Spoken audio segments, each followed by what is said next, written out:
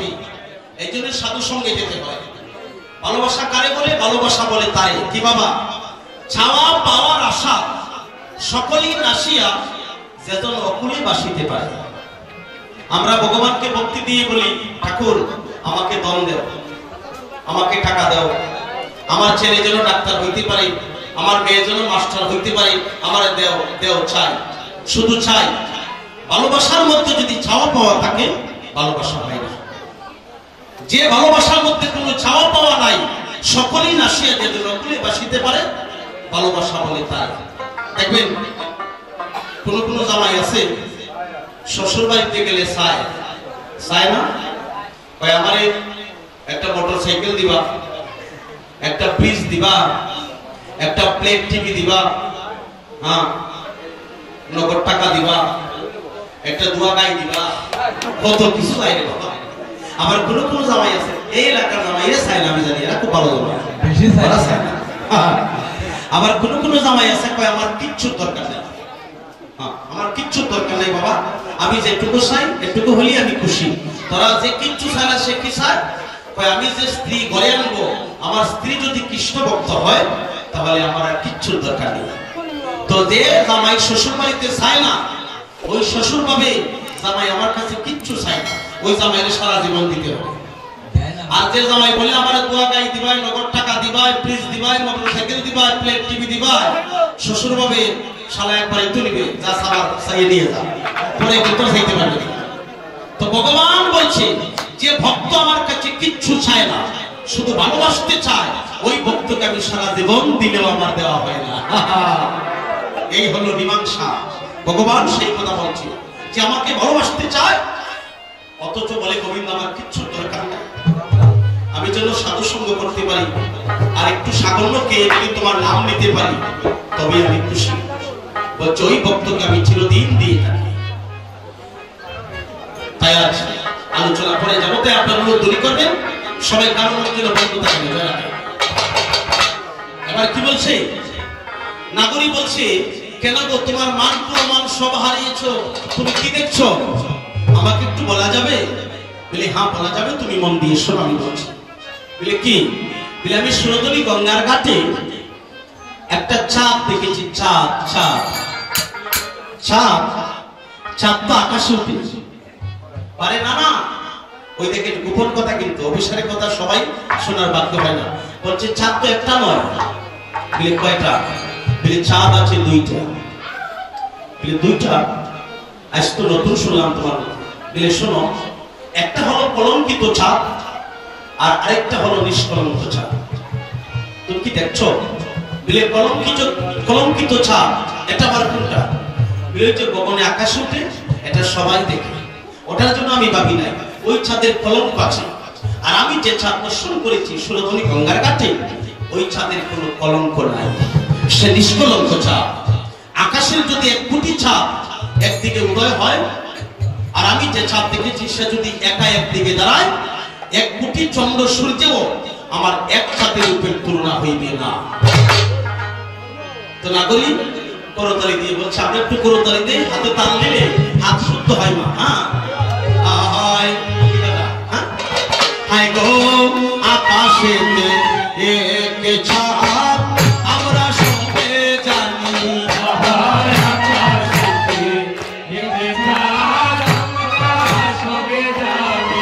হায় গো আকাশেতে এক ছাদ আমরা সবে জানি।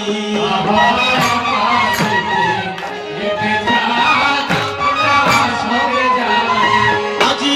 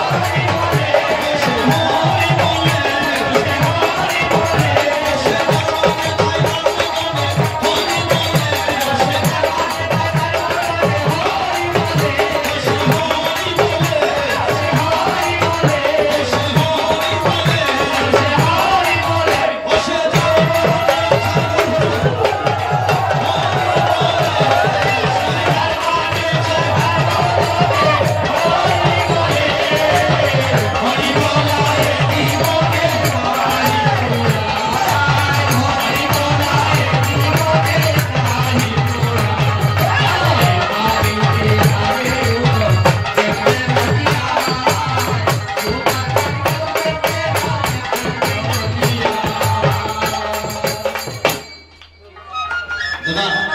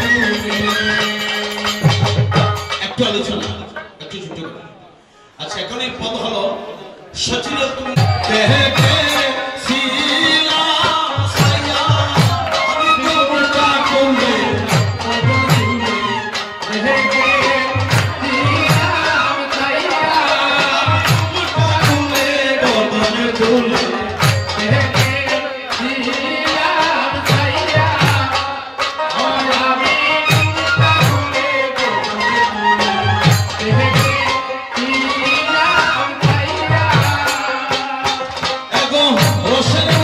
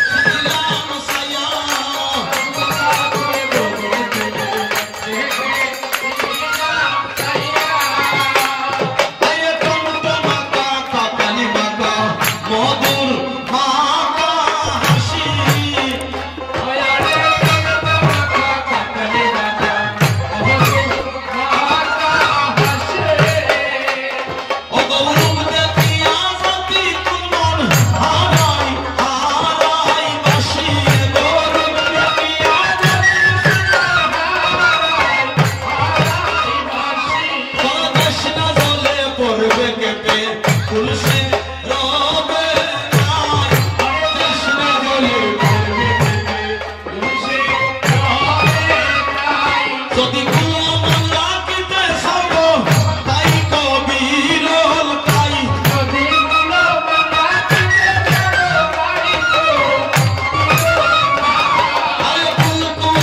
বাউরি হইবে লাগবে রসের ঢেউ আরে ফুলকু হবে বাউরি হবে লাগবে রসের ঢেউ আরে ফুলকু হবে বাউরি হবে লাগবে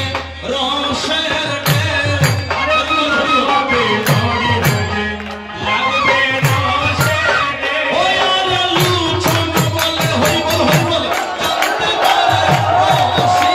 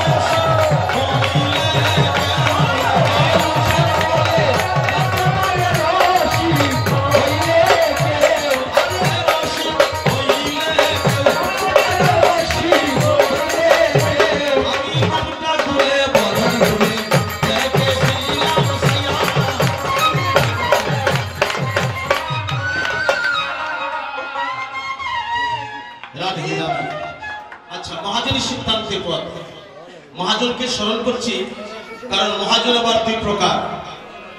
এক প্রকার মহাজন হলো প্রেমের মহাজন, আরেক প্রকার মহাজন হলো জনজগতের মহাজন। প্রেমের মহাজন কারা? যাদের নাম বলেছিলাম আপনাদের মৌলভীবাজার থানায় মহল্লাল গ্রামে যে তিনজন পদকর্তা জন্ম নিয়েছে, এইভাবেই যারা পদ লিখেছে লেয়ার পাশে দাঁড়িয়ে, তারা হলো প্রেমের মহাজন। আর জনজগতের মহাজন হলো যার দম দৌলত টাকা পয়সা চতুর্দিকে পরিপূর্ণ, আমরা তারই বলি ধনী। কিন্তু এই দম চিরদিন থাকে না বাবা। আজকে যারা রাজা বিরাজ কাল ভিক্ষা চায়, চিরদিন কারো সমান নাহি যায়। বাহ্য দলের ধনী যারা তারা ধনী নয়, কৃষ্ণ দলের ধনী যারা সেই ধনী হয়। তো এই পদাবলী কীর্তনটা সম্পূর্ণরূপে প্রেমের মহাজন সিদ্ধান্ত। আচ্ছা তাহলে বলছি, তুমি আগে বললে ছাদ দেখেছো, এখন বলছো গৌর। আমার মন বলছে গৌরকে তো সাধারণ তপস্যার বিনিময়ে পাওয়া যায় না। তুমি কি করে দর্শন করলে আমাকে একটু খুলে বলো। জয় রাধে। কি বাবা জাগার অসুবিধা হচ্ছে নাকি? কি করবে? একটু কষ্ট করে অন্যকে সুযোগ দেন, কারণ আমরা তো কার বাড়িতে আসছি, কার বাড়িতে আমরা বসছি? হ্যাঁ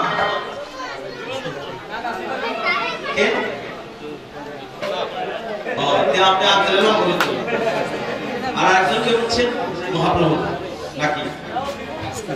আচ্ছা যাই, এটা কিন্তু ওই বিবন্দার বাড়ি না, এখন এটা মহাপ্রভু বাড়ি। কলির যুগের মহাবিষ্ণু অবতার তিনিও না। বিশ্বের যে কোনো প্রান্তে হরিনাম কীর্তন হোক, আপনারা কথাটা স্মরণ রাখবেন। আমি ভারতকে 40টা মাইকে উচ্চস্বরে এই কথাটা বলতে পারছি, এটা আমার বাংলাদেশের গৌরব।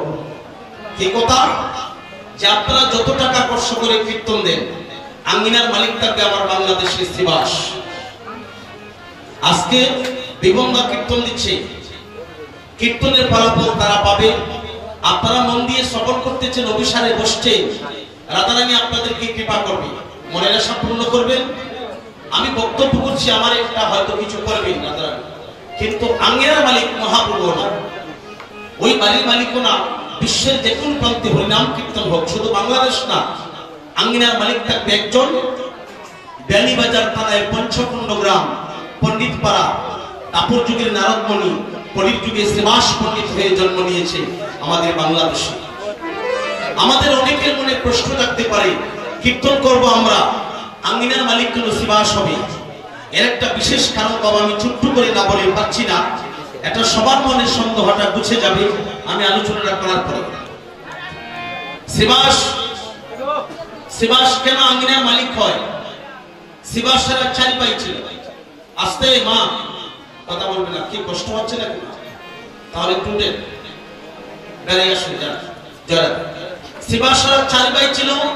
শ্রীবাস ছিল কৃষ্ণ ভক্ত, সদাই হরি নাম নিতেন, নয়নের জলে ভাসতেন। শ্রীবাস যখন হরিনাম কীর্তন ভালোবাসে, বড় ভাই তাকে পৃথক করে দিয়েছে। বাবা কৃষ্ণ নাম নেওয়ার কত জ্বালা যে আমার অন্তর পেটে যায়। বড় ভাই বলছে, তুই যদি কীর্তন বন্ধ না করিস আমরা তোকে পৃথক করে দেব।